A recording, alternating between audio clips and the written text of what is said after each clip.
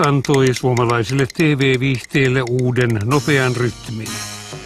Tarinankerronnan tilalle tulivat oivaltavat sukkeluudet, naurattavat sanaleikit.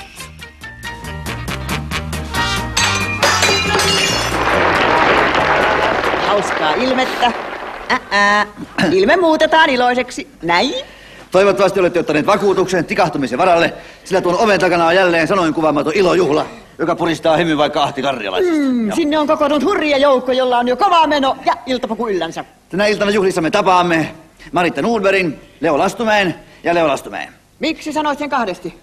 Se on niin iso kaveri, ettei se kerralla selviä. Neiti Koiviston, Seppo Kolehmaisen, Neiti Koiviston, Marjatta Leppäsen Liikasineen ja Aarre Simosen. Eihän Simon ole siellä. No siinä näet, miten epäluotettava hän on.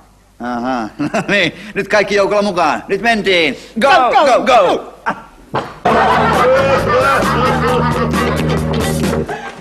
Kumma kun naiset eivät piiritele vessojen seiniin, ja kuitenkin heillä on molemmat kädet vapaana. Ostin eilen sitä uutta kauneusvoidetta, jota mainostetaan televisiossa. Ai, ajatella, ettei mainoksiinkaan enää voi luottaa.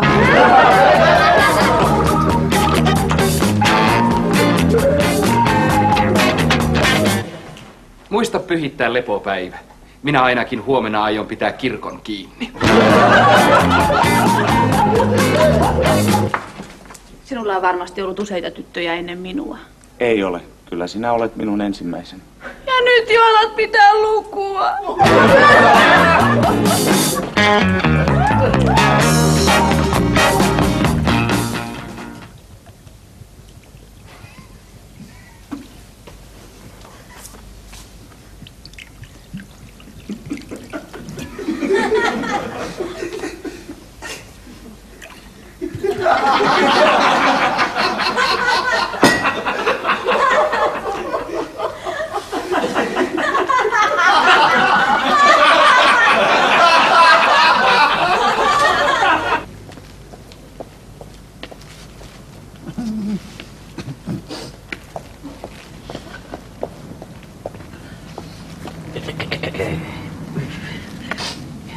Pitkän tauon jälkeen on hauska nähdä taas.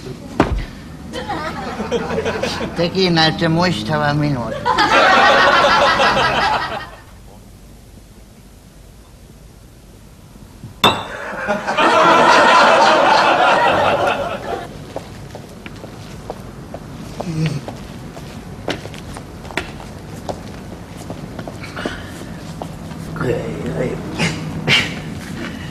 Kyllä on ollut kurja kesä.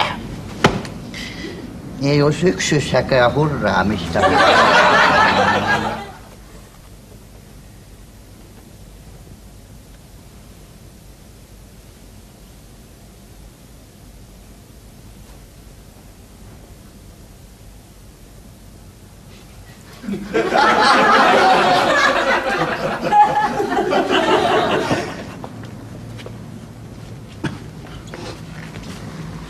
Pidettekö Brahmsista?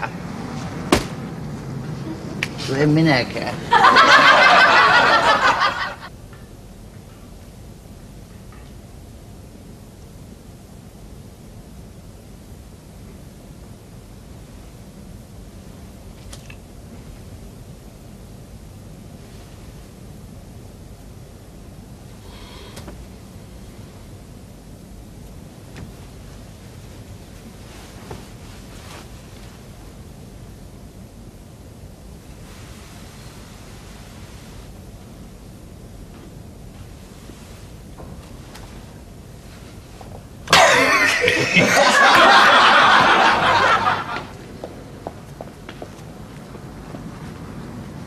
Oi.